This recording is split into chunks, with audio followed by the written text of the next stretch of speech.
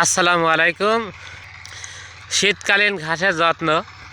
শীতকালে ঘাস কম পড়ে, ঘাসের ঝাড় বেশি করে, গোছ বেশি করে, আর শীতকালে ঘাসটা খুবই কালো হয়। আপাতত 3 মাস সময় লাগে একটা ঘাস খাওয়ানোর উপযুক্ত হতে।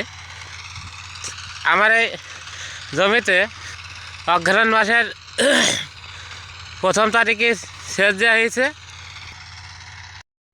আজ 25 তারিখ, অগ্রহায়ণ মাসের 25 দিন সেচ দেওয়ার বয়স, কিন্তু মাটিতে জমি রস শুকিয়ে গেছে, সাদা হয়ে গেছে।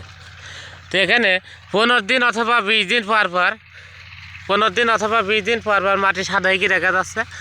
তো 15 দিন অথবা 20 দিন পর পর সেচ দিলে ভালো হয়। অবশ্য মাটিটা দোআঁশ বালি মাটি, আর এই মাটিতে ঘাস ভালো হয়।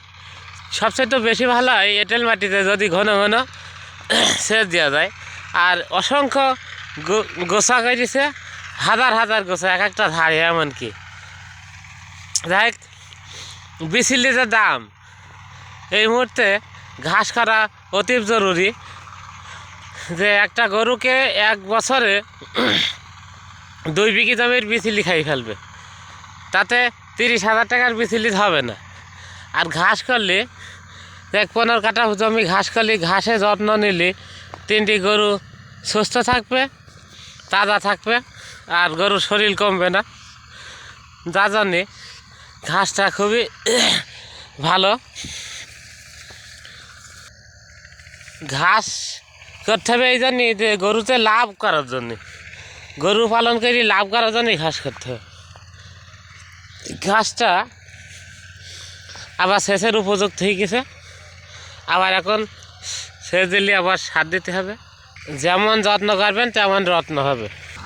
গরমকালে ঘাস 1 মাস 30 দিনই বা 35 দিনই কাটা যায়। এই যে সামনে যে ঘাসটা, এই ঘাসটাই জোর কম কাটা, সার দিনই খুব একটা। তারপরেও ভালোই সার দিচ্ছে, যেহেতু গাছের গ্রোথ আছে। সার শীতকালে সার না দিলে গাছে নতুন কুশি করে না।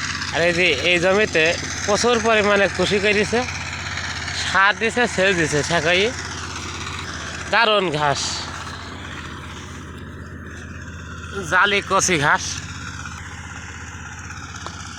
এই ঘাসের জমিটা 10 কাঠা। এখানে এই ঘাসটা ভালোভাবে যত্ন করে চাষি 15 দিনের ভিতরে প্রতি সেচ দেয়, প্রতিবারই সার দেয়, যার জন্য তার গরুকে নিয়মিত ঘাস খাওয়াতে পারে। গরু পালন করতে হলে, গরু পালনে লাভ করতে হলে অবশ্যই ঘাস করতে হবে। ঘাসের বিকল্প কিছু নেই। তাই অবশ্যই বারবারই ঘাস ছাড়া গরু পালনে লাভ করা সম্ভব না।